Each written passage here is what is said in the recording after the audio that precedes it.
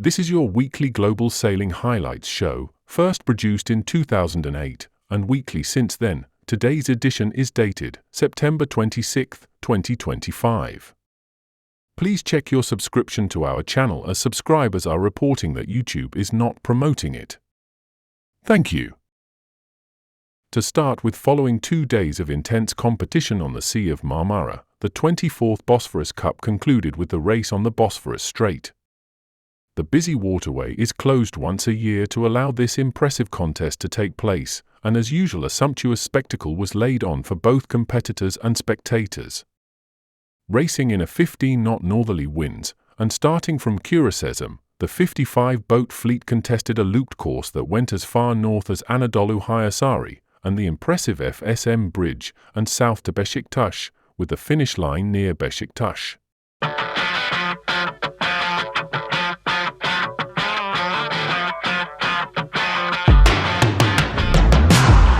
Where Europe meets Asia, where history meets the wind, the Bosphorus becomes the world's most spectacular regatta stage. 51 boats and nearly 1,000 sailors from 10 nations lined up on this iconic strait. At noon, Istanbul came alive. Crowds lined the shores, VIPs gathered at Ferrier Palace, and thousands of fans filled the race village. For 5 hours, tanker traffic stopped, the Bosphorus became a sailing stadium.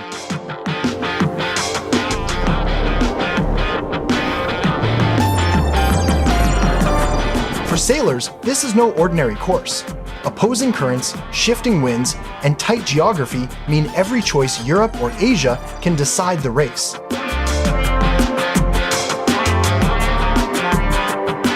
The fleet started downwind, powered north beneath the Ombus Temmuz Bridge, then battled back upwind to Beşiktaş.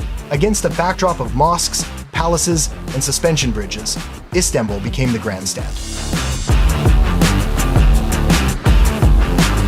Over 3 days, the perpetual Bosphorus Cup went to Roscoe Racer, with A-Boat Time winning O, RC, and Butterfly winning Cruiser class. The regatta closed with a prize giving at Ferrier Palace.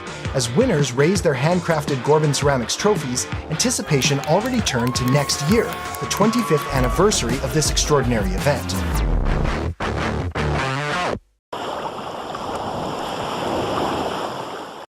Hugo Cardon on his Figaro 3, Sarth'Atlantique, won the second leg of La Solitaire du Figaro Paprec. This young rookie managed to cover the distance in 4 days, 2 hours, 14 minutes and 29 seconds. He is ahead of Alexis Loison in Groupe Reel, winner of the first leg, and the formidable Charlotte Yven on Skipper Macif 2023. In the provisional general classification, Alexis Loison strengthens his lead before the third and final leg.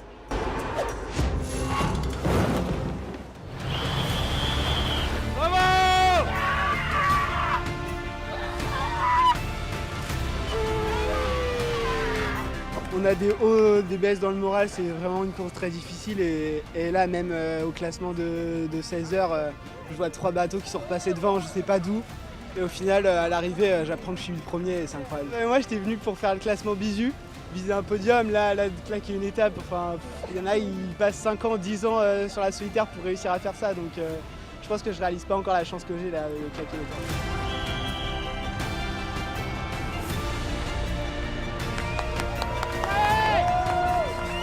Une étape incroyable encore. Je me suis vu un peu trop beau sur le départ, donc j'ai commencé par voler le départ. Puis après, j'ai dit bon, bah maintenant, on va remonter la flotte. Et hyper content de finir deuxième ici en Espagne après une étape comme ça. Il s'est passé plein de choses. Hyper content de l'opération. Encore une fois, c'était une étape bien complète et qui nous a fait bien des nœuds au cerveau. Donc on s'est bien amusé. On a un peu rongé notre frein à des moments. C'était pas facile comme étape, mais je suis trop contente de réussir à la boucler à la 3e place. Ça fait trop plaisir. Ouais, elle était dure. Elle était dure, mais je suis hyper content. Franchement, j'ai rendu une super copie. Autant la première, elle était vraiment dure physiquement, autant celle-là, c'est mentalement. Une vraie étape de solitaire, quoi. Une deuxième, hyper intéressant. Il y a eu plein de rebondissements, rien n'était jamais fini.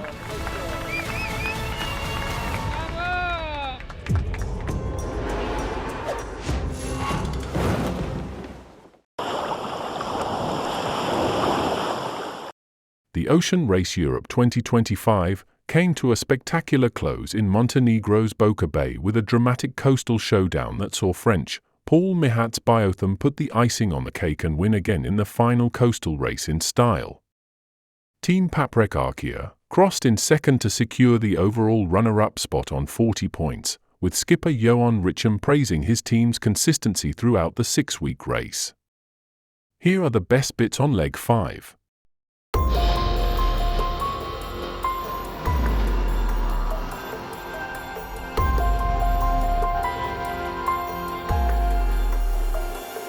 Welcome to the start of leg 5 of the Ocean Race Europe 2025. Here in Genova on the shores of Italy, we have been waiting to see what the conditions would be as this 1,500 nautical mile marathon gets underway. Yeah, go, go, go, go.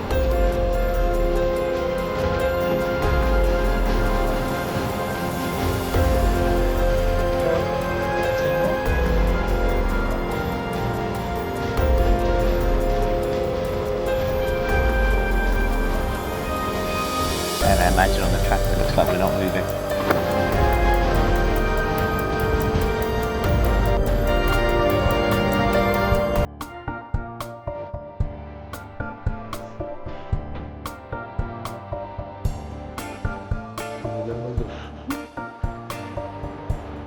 Very pretty, very beautiful, and love stars.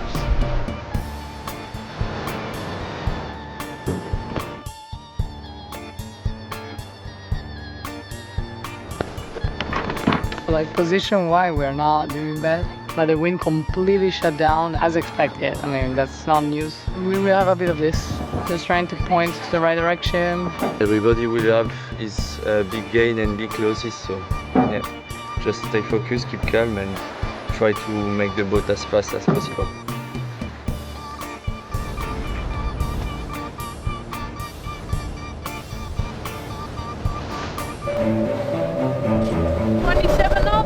It's super nice to have the stack aft again and have a nice setup, but the fleet is far ahead. I wish we were ahead, but it's like it is, so we try to keep the positivity and go.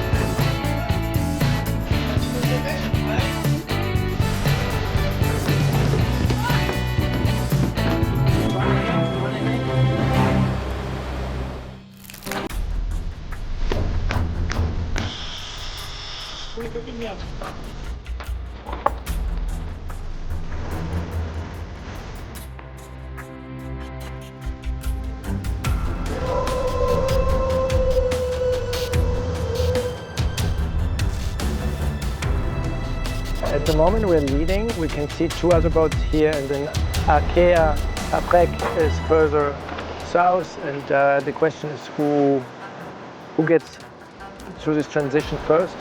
We expect new wind from the other side, and we see a cloud line, and I'm very happy that we are really in the pack and connected to the group, so we can play.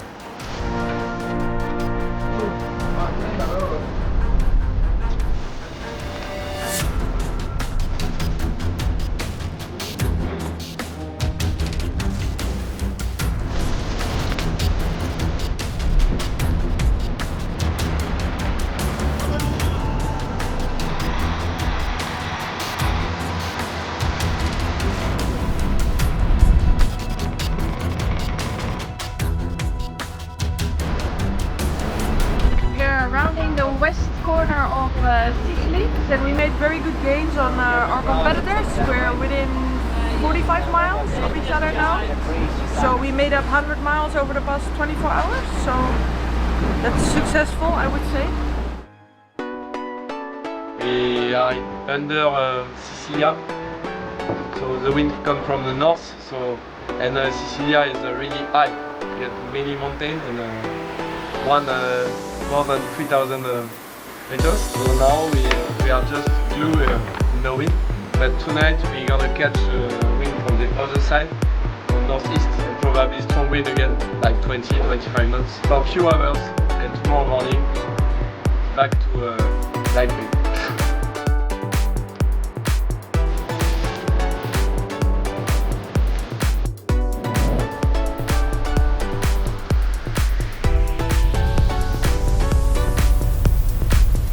G'day Pips, this is Conrad, you copy over?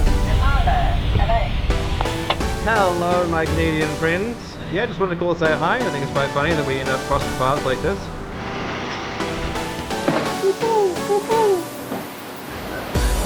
Here we go.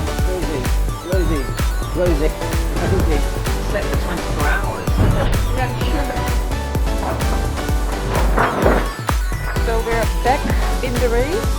We have Biotherm just going for the pass from Malaysia Leeward. I've never been so happy to see them again.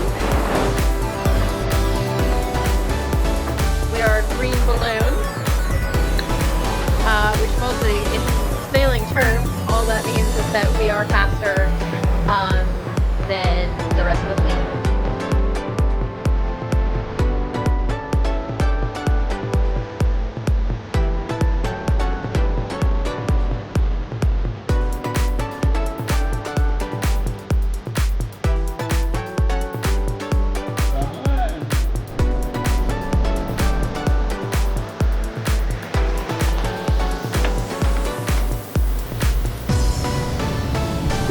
Avec Malaysia.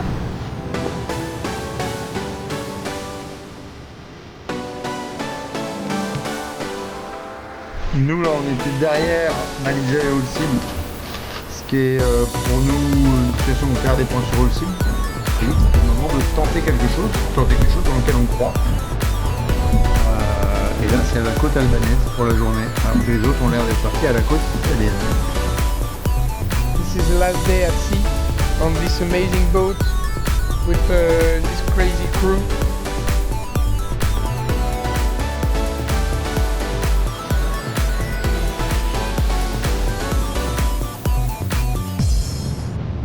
We're doing 20 knots now, 100 miles to go to Roca Bay. But there's not a transition to come. But I have good confidence and I'm happy.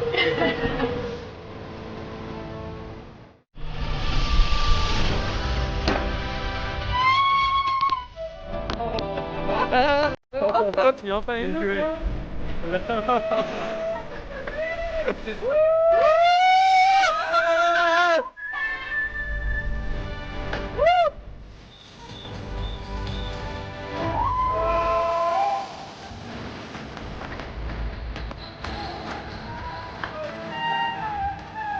Well done. Well done.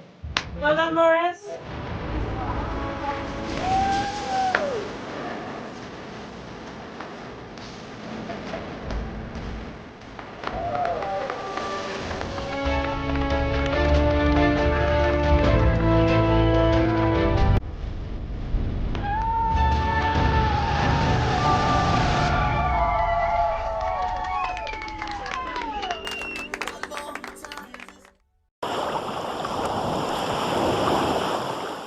With summery sunshine warming the dock at Lorient-la base, the skippers, exhausted by the two-day frenzy of maneuvers, congratulated themselves on the diversity of the course in this 48H Azimut.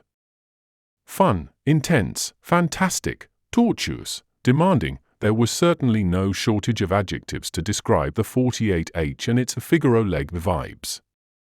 Tougher than ever, this 14th Defi Azimut Lorient agglomeration required the skippers to dig incredibly deep to hold rank. Defi Azimut pour nous c'est une grande joie d'être C'est vraiment un super événement. En 5 jours, on fait énormément de choses. Les runs, les 48 heures, et puis on finit par le tour de bras avec des invités de nouveau à bord. C'est une chouette régate à la maison. Puis aussi, on fait du show. Et où on peut naviguer, montrer nos beaux imocas. Le Defi Azimut, c'est le partage. Pour moi, c'est la convivialité, la sportivité, la découverte. Voilà, bonne humeur quoi. Et on adore être là, voilà. Ça se complète très bien parce que moi ça me fait plaisir d'emmener les invités sur le bateau. Et ça, les runs, c'est parfait pour ça. Les tours de bras, c'est parfait pour ça. On peut comme ça montrer aux gens qu'on embarque la vraie régate. Et au contact avec les autres, il y a des fois ils hallucinent de voir à quel point c'est serré, tu sais, les lignes de départ quand les bateaux sont en coude à coude. Donc c'est une vraie expérience. Et je pense que là, c'est vraiment pour eux un réel plaisir et ils se rendent vraiment compte de ce que c'est un départ en course.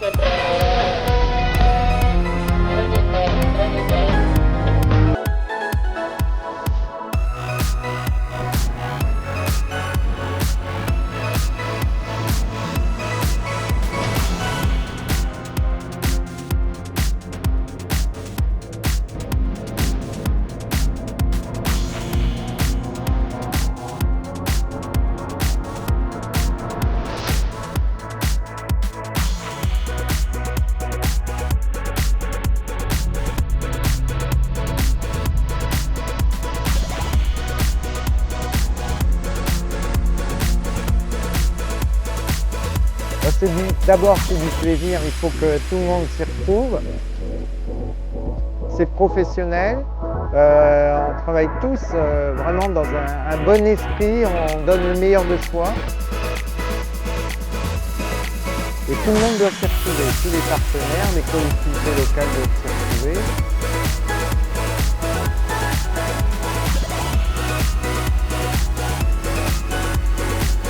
C'est une commune formidable. On apprend chaque année, mais cette année, c'était extraordinaire.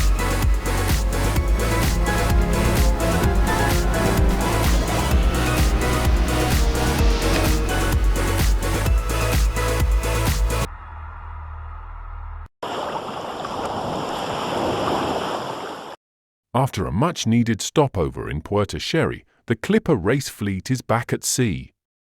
The team set off on the YCP Cup to Punta del Este Uruguayan. This stage brings the second half of the Atlantic trade winds, a test of tactics, patience, and teamwork. From navigating the Canaries to the unpredictable doldrums near the equator, crews will face wind holes, squalls, and soaring heat. Crossing the equator will be a huge milestone, marked by the legendary King Neptune ceremony, a rite of passage for every sailor. First day of race 2. We're off to South America, Punta del Este. Very excited, a little bit of trepidation, but ready to do it.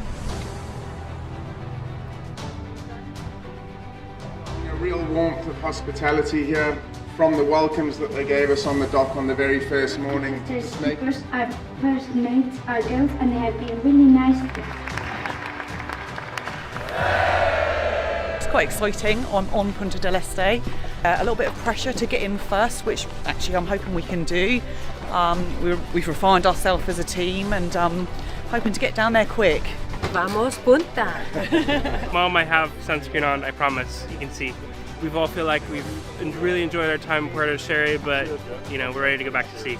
Considering the conditions that they had coming in here, pretty feisty upwind conditions, we had slightly shorter stopover as a result, and naturally upwind conditions mean lots of deck gear to fix, but all the crews have helped us out. The maintenance team have worked their socks off, and the fleet are safe and ready to go.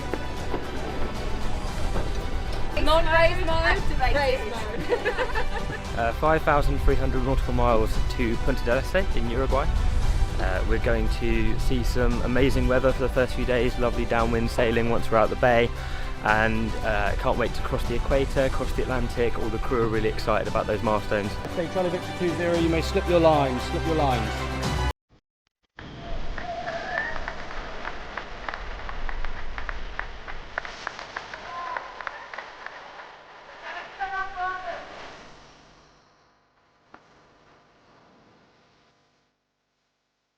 Three, two, one. That's your 10-minute warning. 5, 4, 3, 2, 1.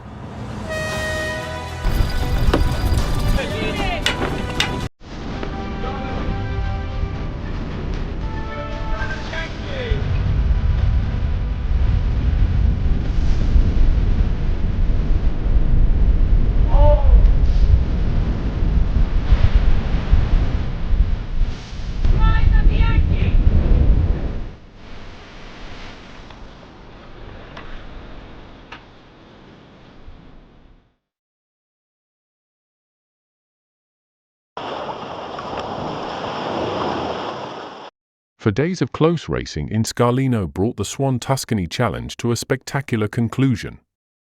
Sunshine, a mix of conditions, and the tightest of margins set the stage for a memorable regatta on the Tyrrhenian coast. Here is their wrap video report.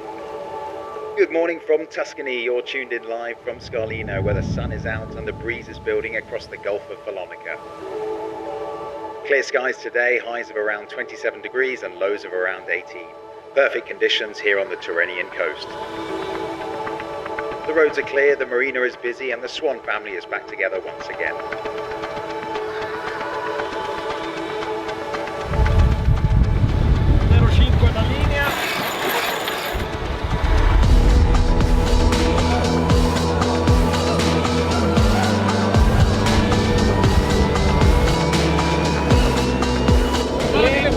Sulla linea, 2 da bruciare.